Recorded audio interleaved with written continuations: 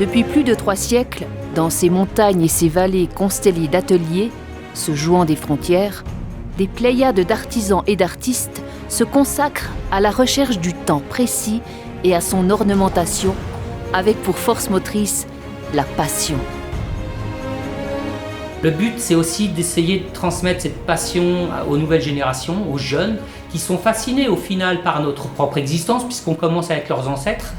Ici, c'est vraiment le bassin de l'horlogerie. Il y a tous les acteurs de l'horlogerie dans le coin.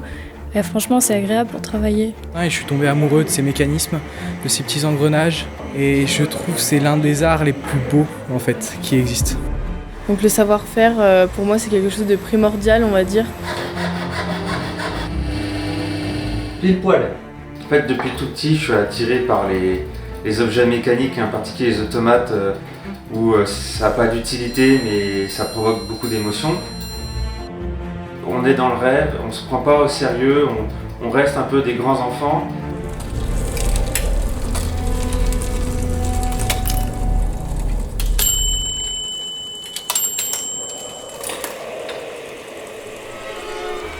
Oscillant entre technique et art, science et philosophie, voire poésie, ces mécaniciens aux doigts d'or conçoivent, créent et restaurent montres, pendules et horloges, automates, carillons et jeux de flûte, boîtes à musique, oiseaux chanteurs et 1000 et autres complications.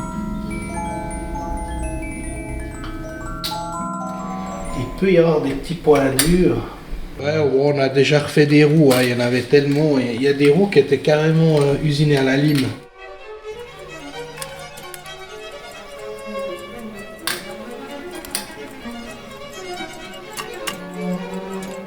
Chaque génération, cherchant à maîtriser métaux ancestraux et procédés nouveaux, s'applique à perfectionner outils, machines et technologies.